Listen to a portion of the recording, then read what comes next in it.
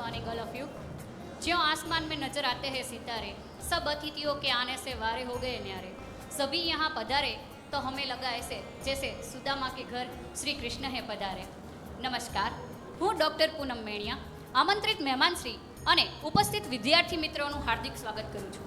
Surendranagar university અને institute of research education and development Ahmedabad દ્વારા research era of multidisciplinary project contemporary era એટલે કે એરાના સંશોધન ક્ષેત્ર પર રાષ્ટ્રીય પરિસંવાદ પર નેશનલ કોન્ફરન્સનું આયોજન કરવામાં આવ્યું છે। કોઈપણ કાર્યક્રમની સફળતા માટે ઈશ્વરને પ્રાર્થના કરવામાં આવે છે। આપણે પણ આપણા કાર્યક્રમની સફળતા માટે ઈશ્વર સમક્ષ દીપ પ્રગટાવીને પ્રાર્થના કરીશું કે તે આપણા કાર્યક્રમને સફળતા બક્ષે। હું આમંત્રિત મહેમાનશ્રીઓને વિનંતી કરીશ કે તેઓ મંચ પર આવીને દીપ પ્રગટ્ય દ્વારા આપણા કાર્યક્રમનો પ્રારંભ કરાવે।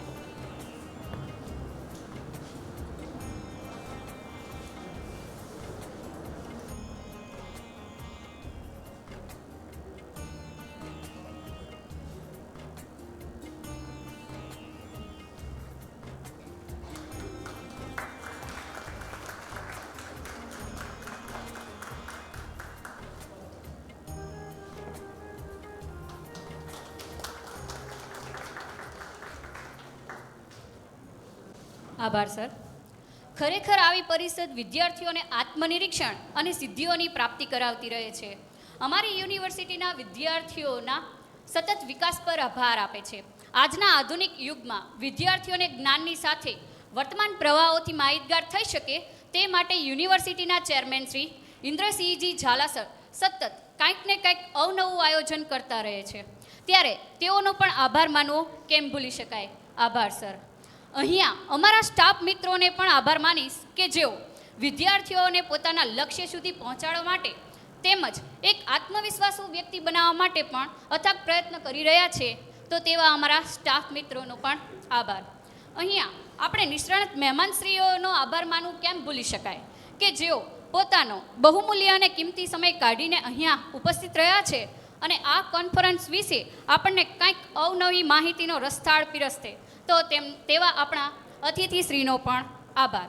ફૂલ નહીં તો ફૂલની પાખડી અર્પણ કરીને અમે અમારા મહેમાનશ્રીઓનું સ્વાગત કરીએ છીએ। તો સુરેન્દ્રનગર યુનિવર્સિટીના ચેરમેન શ્રી ઇન્દ્રસિંહજી ઝાલા સરનું સ્વાગત કરશે doctor Kumarpal sir. Please sir.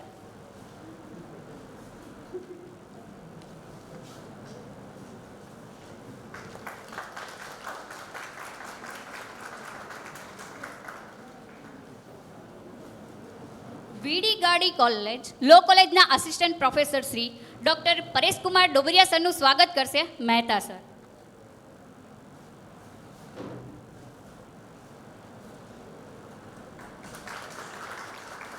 MM Shah કોલેજના આસિસ્ટન્ટ પ્રોફેસર શ્રી હરેશભાઈ બાંભણિયા સરનું સ્વાગત કરશે સુરેન્દ્રનગર યુનિવર્સિટીના chairman Shri registrar Shri Sanjay sir.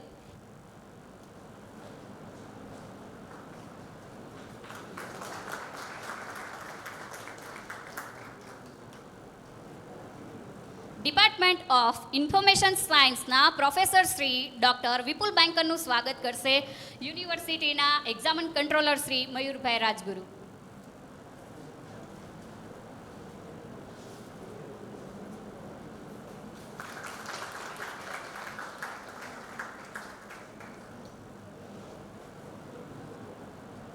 Department of social સાયન્સના પ્રોફેસર શ્રી કુમારપાળ પરમારનું સ્વાગત કરશે assistant professor Shri Kashyapbhai Kanaiya.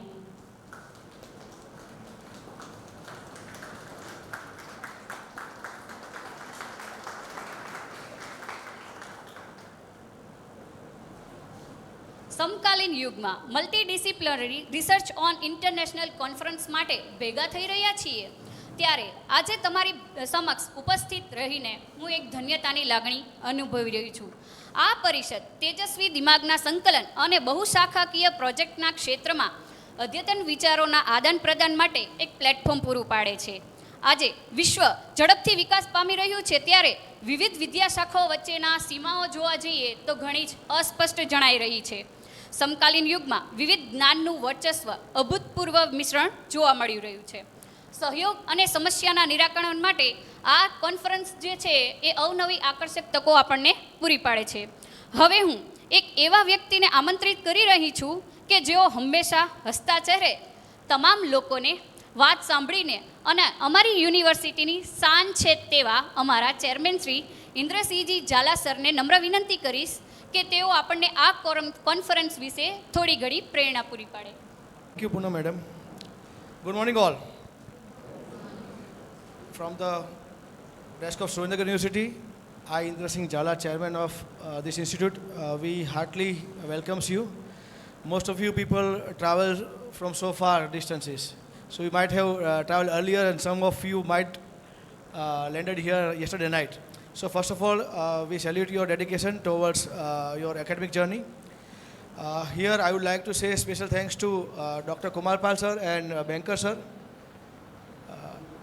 our in-charge registrar Sanjay Joshi. They have made this event a successful one. We are thrilled that we have received almost 250 registrations.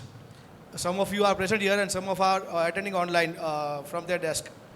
So again, this is our first endeavor for the national conference, and we hope that all of you might be having some different dreams about your academic journey. So over here at Surendra University, we strive for the best of the academic environment, and we'll provide you each and every aspect. Whenever you need in your personal or professional growth, we are here for your professional growth. I would like to say special thanks to Bambania sir and Dobaria sir. They are here. They have spent their precious time. They are working with the law college, and they are the epitome of knowledge. Here, my colleague, CM Patel sir from our school association. He is also here. So again, today is the day when the national conference is going to happen for entire day. So you will be here for till evening, right?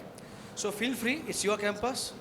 When we launched Surendra University in our region, we had a tagline, Surendra University, Apni University. So it's not just our university, it's your university. So whenever you feel like to connect with our university, to get benefit from it, we are here. Again, whenever we establish any academic institute, it's for the students only. If we talk about the democracy, it's by the people, for the people, right? So it's for the students and by the students. Most of the students are here. They are just presenting their papers today. So will be available on our website as well as on different platform on the net, right? So again, I'll not take much of your time because you are here to listen to your colleagues, to listen expert of topics, right? So again, I would like to say thank you very much for trusting us. I'll conclude my speech over here. Again, I'm very thankful to Poonam madam. So it's responsibility on your shoulder for this wonderful event. Thank you.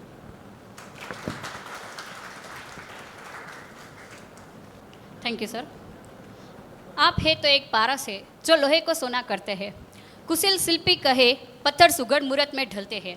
आपसे मिली सोहबत हमारे भाग्य है अभिनंदन. यहाँ हम आपका स्वागत करते हैं.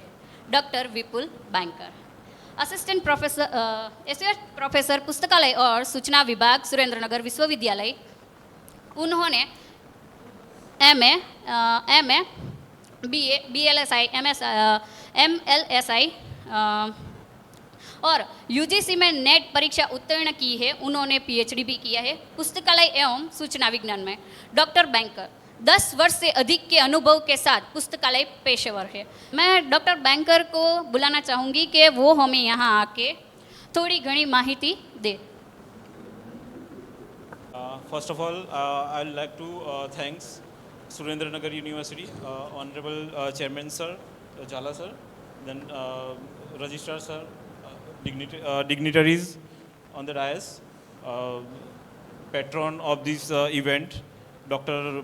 Kumar Pal Parmar Sir, staff, students, faculty members and other participants.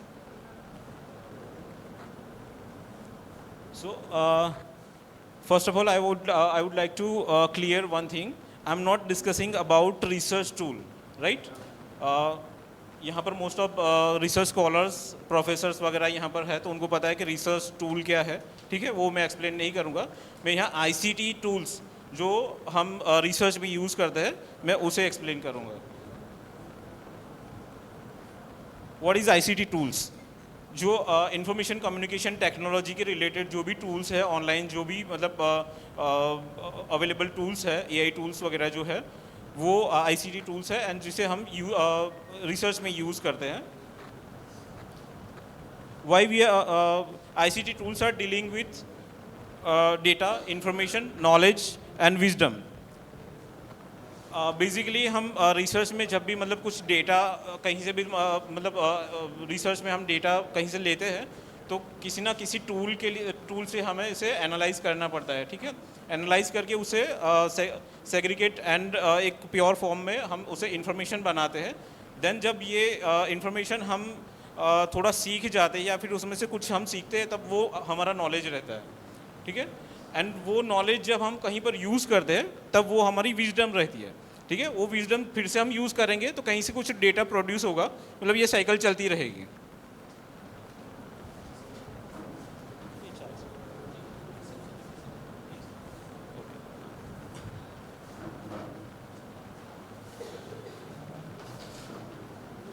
So why we are using ICT tools?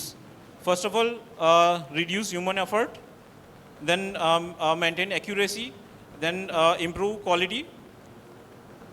एक बहुत फेमस एक मूवी है 3 इडियट्स, उसमें एक सीन है कि मशीनों का यूज़ क्यों करते हैं, ठीक है, to reduce the human efforts, right. Same thing यहाँ पर हम आईसीटी टूल्स को क्यों यूज़ करते हैं कि रिसर्च में ह्यूमन एफर्ट्स, जो रिसर्चर है उसका जो एफर्ट्स है वो थोड़ा कम हो जाए। अगर हम कहीं से क्वेश्चनर से डेटा लेंगे, डेटा को हम मतलब लिख के अगर कहीं पर रखेंगे तो वो पॉसिबल नहीं है, बहुत लंबा टाइम निकल जाएगा। उससे बेटर कि एक्सेल या फिर किसी टूल्स में या फिर ऑनलाइन टूल में, जैसे डेटा एनालिसिस या फिर डेटा कलेक्शन टूल है, सीधा वहीं से मतलब एनालाइज भी हो सकता है।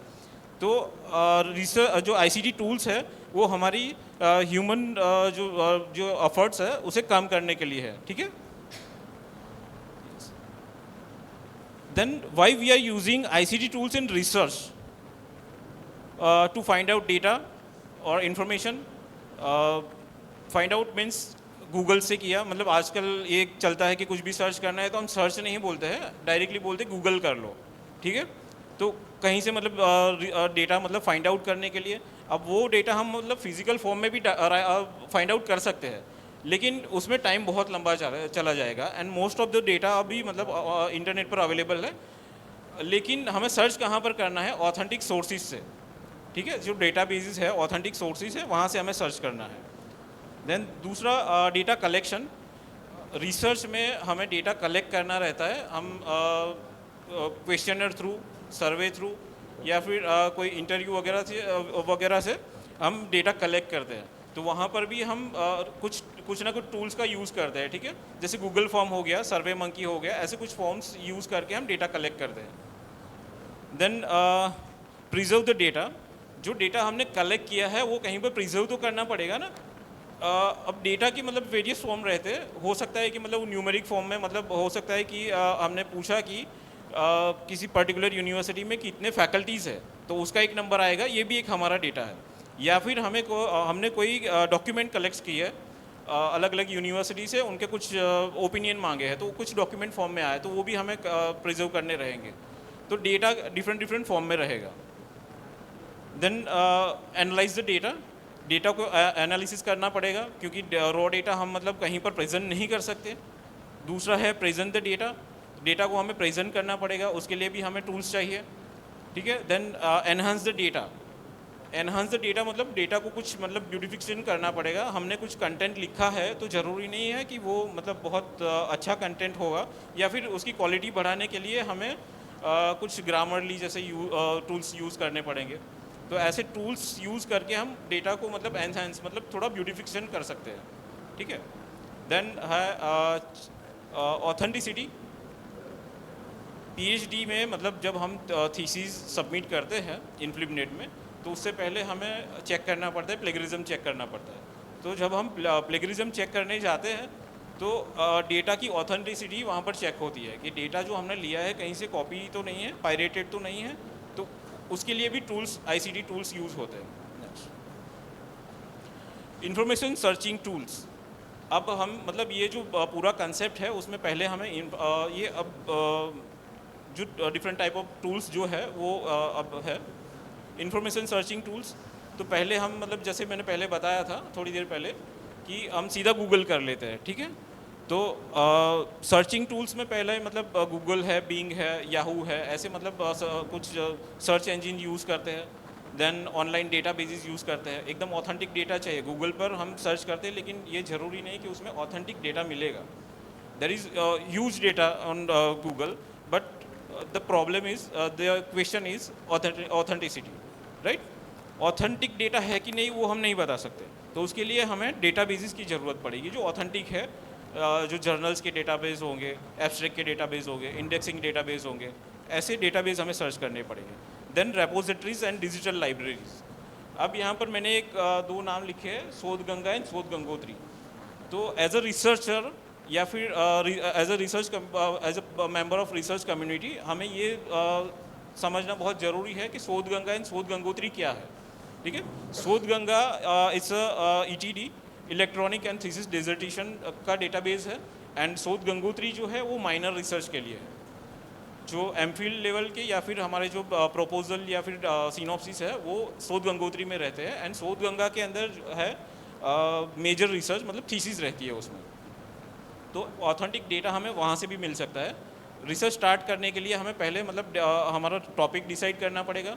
तो टॉपिक के लिए ये दो डेटाबेस हम देखेंगे। उसके बाद है national digital library.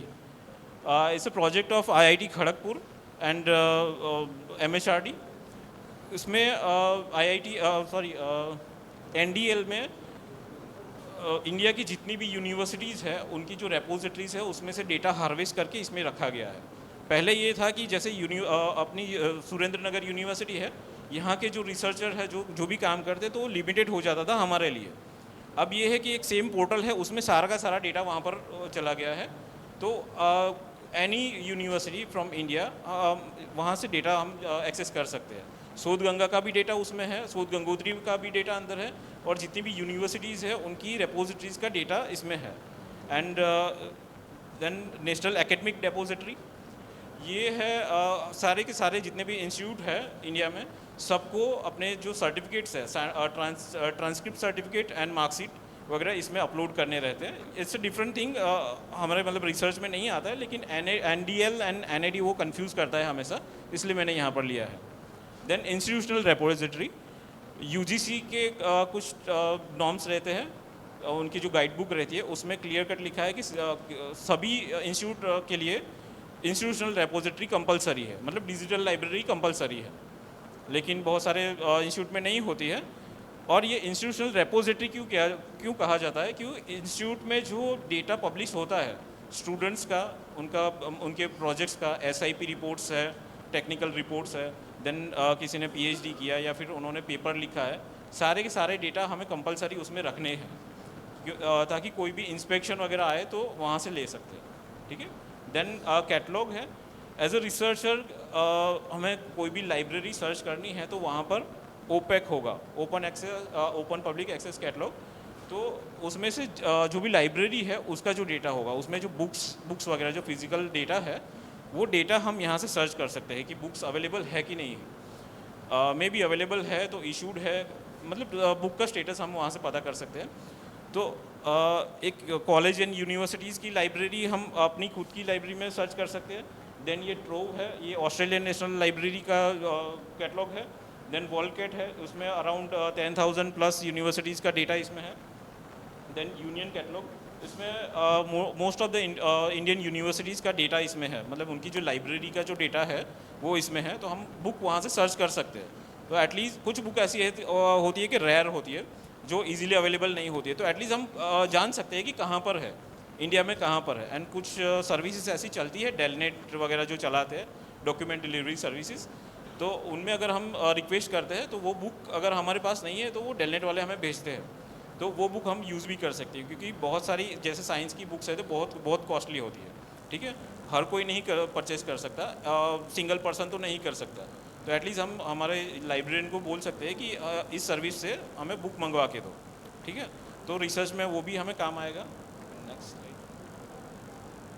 Indexing, abstracting bibliographic and full text database, जो ऑथेंटिक डेटा जो हमें सर्च करना है तो ऐसे कुछ डेटाबेसेस है वहाँ से कर सकते हैं। ऑनलाइन फॉर्म, जैसे आपको बताया मैंने, गूगल फॉर्म है, ये सर्वे मंकी है एंड ये वुफू है। तो ये जो फेमस, जो टॉप फेमस जो है वो मैंने यहाँ लिस्ट किए हैं।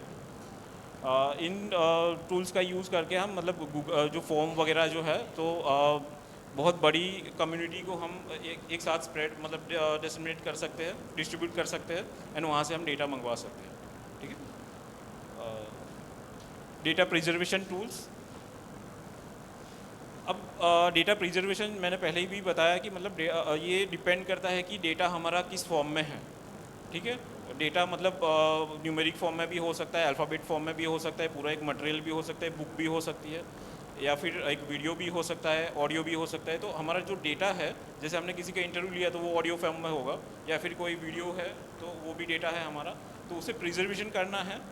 जो न्यूमेरिक डेटा वगैरह जो बेसिक डेटा रहता है वो एप्लीकेशन सॉफ्टवेयर जैसे एक्सेल में हम सेव कर सकते हैं, वर्ड में कर सकते हैं, एक्सेल जैसे दूसरे भी बहुत सारे टूल्स हैं। देन लोकल स्टोरेज है, ये बहुत इंपॉर्टेंट है किसी भी रिसर्च स्कॉलर के लिए कि डेटा को हम प्रिजर्व कैसे करें, क्योंकि हमारी जो जर्नी है वो लॉन्ग जर्नी है, मतलब अराउंड 3 इयर्स, मतलब पीएचडी चलेगा तब तक हमें हमारा डेटा प्रिजर्व करके रखना है, ठीक है। तो वो लंबे टाइम तक प्रिजर्व कैसे करके रखें, तो लोकल स्टोरेज में कर सकते हैं अगर लेकिन वहाँ से डेटा लॉस होने का बहुत सारा चांस रहता है। जैसे पेन ड्राइव में किसी ने लिया, प्रिंट निकालने गए, पेन ड्राइव वहीं पर भूल गए, हो सकता है कि वो ऐसा हो जाए, या फिर हमारे लैपटॉप में हो क्रैश कर जाए। जैसे अभी मेरा लैपटॉप फर्स्ट टाइम मतलब हैंग हो रहा था अभी, तो मेरा भी डेटा लॉस हो जाता, लेकिन मैंने गूगल ड्राइव पर रखा था इसे, तो वो क्लाउड में भी रख सकते हैं हम। देन दूसरा है डिजिटल लाइब्रेरी एंड रेपोजिटरीज। तो डिजिटल लाइब्रेरी एंड रेपोजिटरीज मतलब डी स्पेस जैसे सॉफ्टवेयर होते हैं, डी स्पेस, ग्रीनस्टोन, ऐसे कुछ सॉफ्टवेयर्स है जिसका यूज़ करके हम अपने खुद के जो लैपटॉप या पीसी वगैरह जो है, या फिर हमारे जो लोकल नेटवर्क्स है, तो उसमें हम डिजिटल लाइब्रेरी क्रिएट कर सकते हैं। एंड अगर हमारे पास डेटा बहुत ह्यूज डेटा है, जैसे पीएचडी करेंगे तो लिटरेचर रिव्यू रखेंगे, तो लिटरेचर रिव्यू में अराउंड मतलब 75 टू मतलब 100 या फिर उससे भी ज़्यादा हम लिखेंगे। तो इतने डॉक्यूमेंट्स को तो मतलब पूरी जर्नी में हमें साथ में रखना है, ठीक है। तो वो डॉक्यूमेंट हमें सर्च करने हैं एंड उसके बाद में जितने पेपर्स लिखेंगे तो पेपर्स में भी दूसरा मतलब डेटा जनरेट होगा। तो वो डेटा को हमें मतलब सर्चेबल फॉर्म में अगर कहीं प्रिजर्व करके रखना है तो एक डिजिटल लाइब्रेरी बना दीजिए और वहाँ पर लिस्ट आउट कर दीजिए, तो वो सर्चेबल डेटा हो जाएगा और आप कहीं पर भी सर्च कर सकते हैं एंड उसे आप मतलब क्लाउड से भी अटैच कर सकते हैं, कहीं से भी सर्च कर सकते हैं। देन ये कुछ डेटा एनालिसिस टूल है। एक बार डेटा हमारे पास आ गया, हमने डेटा मतलब कलेक्ट किया है, प्रिजर्व किया है, अब उसे एनालिसिस करना है। तो एक तो बेसिक थिंग है हमारे पास माइक्रोसॉफ्ट एक्सेल, ठीक है। ज़्यादातर रिसर्चर या फिर मतलब 100% लोग इसे यूज़ करते होंगे कि ये मोस्ट रिलायबल है। देन SPSS है, यहाँ पर मैंने कुछ नाम लिखे हैं उनके और उनके सिम्बॉल्स है, ठीक है। देन SAS है, R प्रोग्रामिंग है, पाइथन है, ये सब डेटा एनालिसिस टूल है। इसमें आप अपने डेटा को डाल सकते हैं, देन एनालिसिस कोडिंग डिकोडिंग करके फिर उसे एनालिसिस कर सकते हैं। जैसे वो chi-square टेस्ट रहता है, टी टेस्ट रहता है, Z टेस्ट रहता है, वो सब भी कर सकते हैं। लीनियर रिग्रेशन वगैरह जो हमें करना रहता है वो सब इसमें कर सकते हैं। इसमें से रेडीमेड चार्ट्स वगैरह भी मिल जाएंगे आपको, तो वो भी आप थीसिस में यूज़ कर सकते हैं। Reference management tools, yes it's very important. लोग रेफरेंस ले तो लेते हैं लेकिन रेफरेंस बनाने कैसे वो नहीं आता है, तो उसके लिए मतलब हम पहले से स्टार्ट करें, जब से हमारी स्टडी स्टार्ट हुई है तब से, कि जितने भी जो हमारे डॉक्यूमेंट्स हैं वो इस सॉफ्टवेयर्स में डाल दें वहाँ पर, एंड वहीं से मतलब डेटा मतलब जो हमारा जो रेफरेंस होंगे वो भी रहेंगे, एंड रेफरेंस वो रेडी रेफरेंस बना देगा।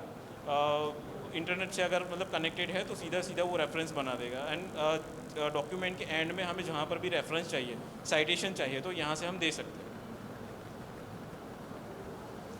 डेटा ब्यूटिफिकेशन टूल्स जैसे क्विलबोट है, हमने कुछ डेटा लिखा है, मतलब कुछ कंटेंट लिखा है, लेकिन वो कंटेंट हमें मतलब ठीक नहीं लग रहा है कि ये सेंटेंस ठीक नहीं है, तो जैसे ग्रामरली जैसा एक टूल यूज़ कर सकते हैं, देन वो डेटा कहीं प्लेगराइज मतलब कहीं पर डिटेक्ट हो रहा है, तो वो डेटा को अगर हमें मतलब थोड़ा पैराफ्रेज करना है, मैं रेकमेंड नहीं करूँगा ऐसे पैराफ्रेज करने के लिए, रेकमेंड यही करूँगा कि हमेशा न्यू कंटेंट लिखे, अपना अपना कंटेंट लिखोगे तो कभी मतलब वो प्लेगरिज्म में नहीं डिटेक्ट होगा, ठीक है। लेकिन एक चीज़ है कि जैसे एक सिंपल जो पहले मतलब एकदम छोटे बच्चे थे, जैसे काऊ पर हमें ऐसे लिखना है, तो काऊ के मतलब 4 पैर होते, ठीक है, वो तो लिखेंगे ही लिखेंगे, सबको लिखना पड़ेगा, 2 आंखें होती है, सबको लिखना पड़ेगा। अगर यही चीज़ मतलब 10,000 लोग लिखेंगे तो कहीं ना कहीं तो हमारा मतलब मैच कर ही जाएगा।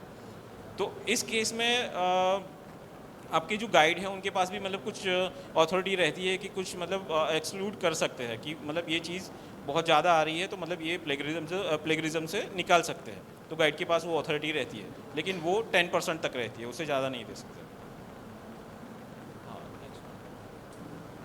Plagiarism detection software Turnitin original plag check. अब ओरिजिनल जो है वो पहले उरकुंड के नाम से मतलब जाना जाता था, एंड इन्फ्लिबनेट ने उसके साथ में टाइप किया हुआ था एंड सारी यूनिवर्सिटी को दिया हुआ था। तो जो हम थीसिस सबमिट करते थे, तो थीसिस हमारी उसका जो फाइनल जो रिपोर्ट रहता था प्लेगरिज्म रिपोर्ट, वो हम उरकुंड या फिर ओरिजिनल में करवाते थे, लेकिन रिसेंटली वो उनका जो कॉन्ट्रैक्ट था वो एंड हो गया है। अब शायद कुछ नया सॉफ्टवेयर आएगा, आई मे बी मतलब ड्रिल बिट, वो जो सेकेंड वन है वो मे बी वो आएगा, तो उसमें हमें प्लेगरिज्म चेक करवाना पड़ेगा, ठीक है। ये कुछ रेफरेंसेस है, ये हमेशा हमें याद रखना है, कहीं भी कुछ प्रेजेंटेशन करें, अपना कुछ काम करें, तो रेफरेंसेस देने हैं, मतलब उनको क्रेडिट देना है कि मैंने वहाँ यहाँ से मतलब डेटा लिया है, मेरा खुद का कुछ नहीं है उसमें। मैंने जो लिया बहुत सारा मतलब 80% वो पूरा मतलब कॉपी पेस्ट ही था, मैंने ऑनलाइन ही मतलब सारे लिए थे, तो हमें उनको क्रेडिट देना है, ठीक है। अगर आपको कुछ क्वेश्चन है तो पूछ सकते हैं।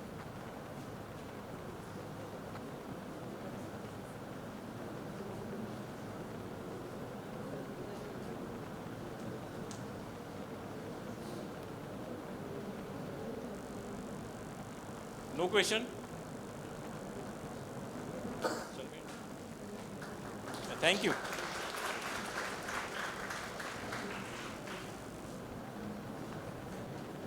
આભાર સર. આઈસીટી ટૂલ્સ અને મલ્ટીડિસિપ્લિનરી રિસર્ચ વિશે આટલી સરસ માહિતી આપવા બદલ તમારો ખૂબ ખૂબ આભાર.